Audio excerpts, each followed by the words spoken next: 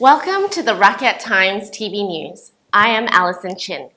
On today's edition, we have a very special guest, Ms. Ananti Rajasingam, who is the COO of Yayasan Chow Kit. Welcome, Ms. Ananti. How are you? Good, thank you. So I'm going to share a little bit about Yayasan Chow Kit, YCK. It is a non-profit organization that caters to the needs of children in and around Chow Kit. It started out as an expansion of a government-run daycare center. Today it runs 2 centers and a safe house. Can you share a little bit more about YCK and its mission to help the children? Sure. YCK started out as a government-started organization, which was in 2006.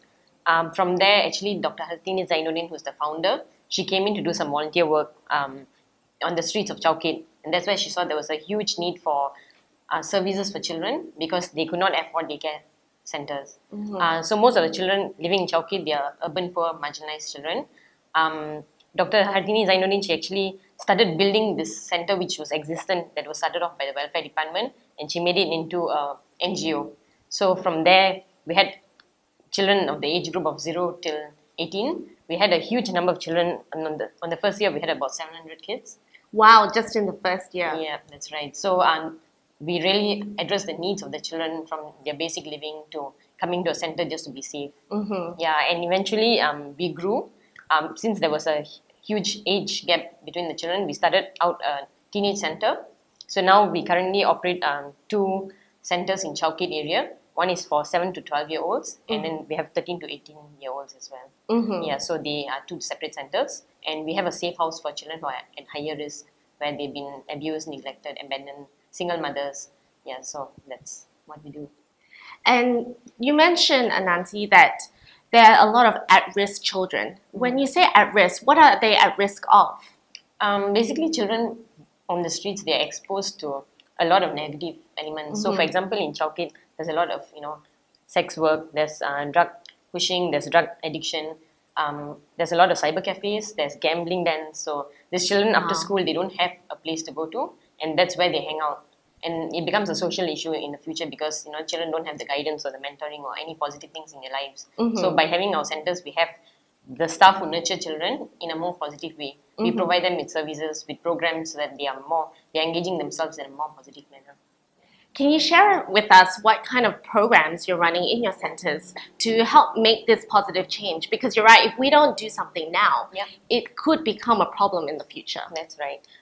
We have a lot of children who can't even afford basic meals. So we have a pantry program for them where they can come and have their meals like breakfast, lunch, dinner. The other programs are like self-esteem building programs. We send them on camps, on motivational camps. We have capoeira classes, which is Brazilian martial arts. Yes. We have taekwondo for them to learn more self-defense. We have art classes to bring out the talent of we never know who the artists are out there, right? So we have music classes and also a lot of spiritual, letting children learn about the survival skills of their daily lives. So those are the programs that we run on a daily basis. And are these run by volunteers or are there paid staff? We do have paid staff and volunteers as well to support the programs. Most of our paid staff are people who are in the background of psychology who want to contribute back to the communities. So we need to have consistent staff to manage the centers. But we do have volunteers who come in and help out with fundraising events, or they want to run a program for the children. They want to engage with the children in communities. Some of them are counselors who come in and volunteer with us. So there's a wide range of volunteerism within the organization itself. Ananti, yourself, you have a degree in psychology and a master's in rehabilitation counseling. And I understand you worked in Australia for quite a few years before coming back to Malaysia. What has motivated you to come back to help, and specifically with YCK, because you've been there for 5 years now? Yeah. Actually, I came back to Malaysia just to look at the NGO field, in Malaysia, because I had no idea what was going on in Malaysia. But I found there was a lot of issues within children. And this organization, I just scrolled on the website and I didn't have any clue or background of what they were. And when I went in, I saw it was like an organization that works directly on the ground. And that is my passion. I love to work directly with people rather than, sitting behind a desk. So I guess it's been a long journey for me, but it's been a very rewarding journey. And I see, being longer in in an organization, actually, you can see the impact you have or the growth within the children themselves. Yeah. So you see children who've been very young, they've gone through abuse or any form of issues. You see them, when you give them that support needed, you see them like growing out of those issues. So you see the positive growth in them. Yeah, it's like a plant. I feel children are like little seeds of plants, and with the right environment, they can really grow and be nurtured. But without that guidance, they can go away from That's right. from the Totally path. agree. Yeah. So having been with YCK for 5 years, what impact have you personally seen or impact that you've made to some children's lives? Could you share with us some particular stories? Yeah. I started off my career here as a social worker. So I used to go on the ground, helping out children who've been abused, or if they've got no documents because they're stateless children. Yes. So we work with a lot of authorities, to get like the proper services that are needed. Over time, like I have so many cases to share. Like I've worked with many individual children, and when you manage to achieve something for the child, for example, a child who doesn't have birth certificate, it is a huge issue in Malaysia, being a child being stateless. Yes. Some of them are born and they are Malaysian citizens, but the parents, they don't know the whole procedure of how to get a birth cert, and you have to go to Putrajaya. There's a lot of parents are illiterate as well, Yes. so they don't really understand the forms and don't know how to go through the checklist.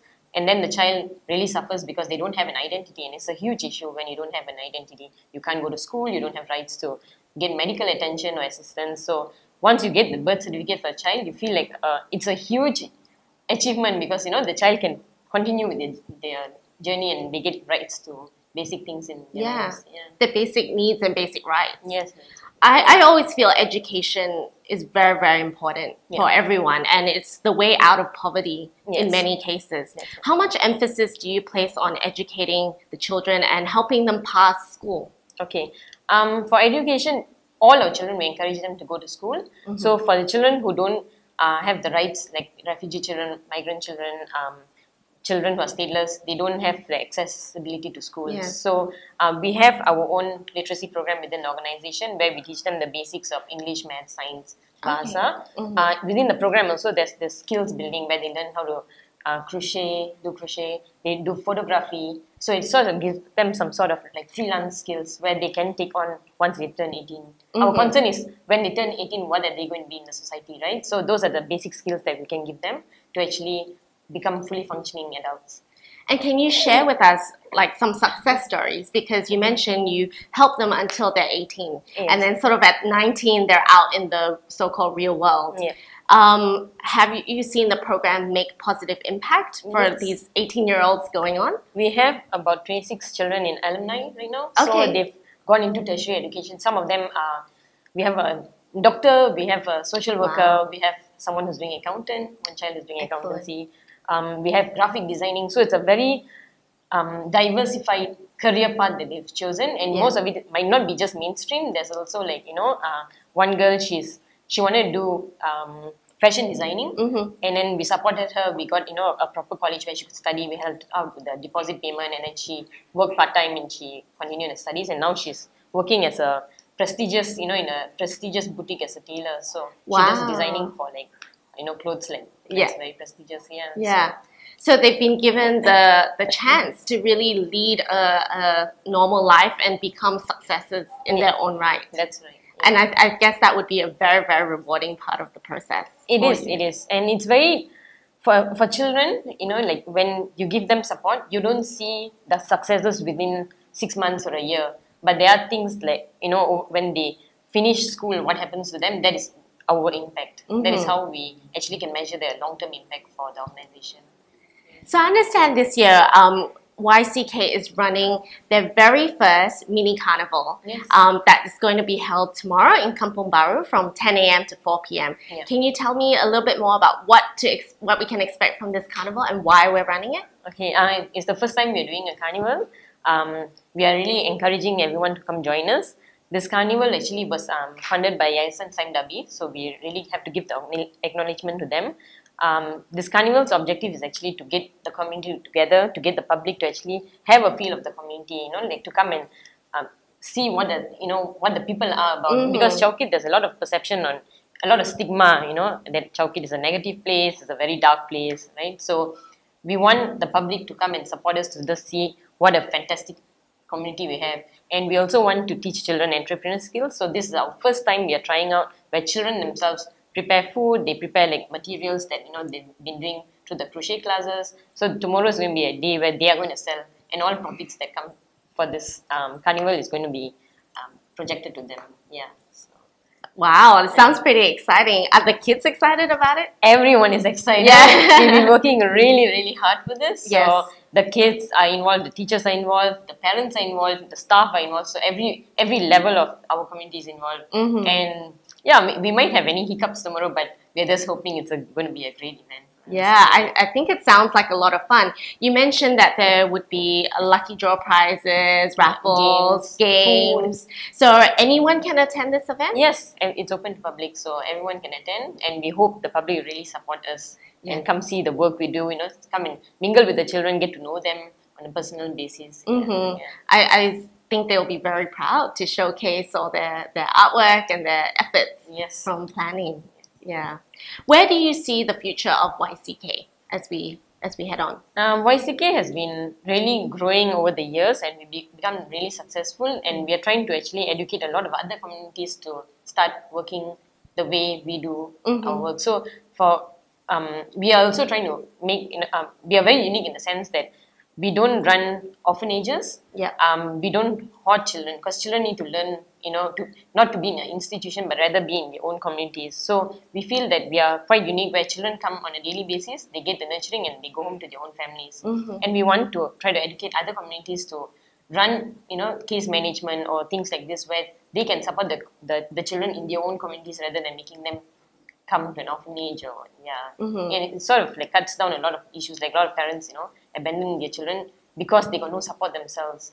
So if you have like services that can assist these parents to be more independent, the parents actually have the capacity to do things for the children. It's just due to circumstances, financial, they don't have, you know, any, maybe they earn below 900 ringgit a month, and it's just enough for survival, like to buy a child's food, you know, and then they need shelter for the children, for their own. They don't. Some of them don't have homes, you know, and that's where the homeless category comes in. So there's a lot of overlapping issues. And we are hoping we can be an organization that will support other communities to develop something which makes it more independent. Excellent. It sounds to me that you're creating a real ecosystem of support, not just for the children, but for the parents, everyone involved, to really try and resolve these problems and reduce the number of homelessness, trafficking of children. I mean, these are real issues, rape, etc. So I think you're doing such a great job. It sounds really, really exciting. If anyone would like to find out more about the mini carnival tomorrow, they can go to your website, which is yck.org.my, or Facebook, which is Yayasan Chow Kit, and any volunteers or donations are always accepted as well.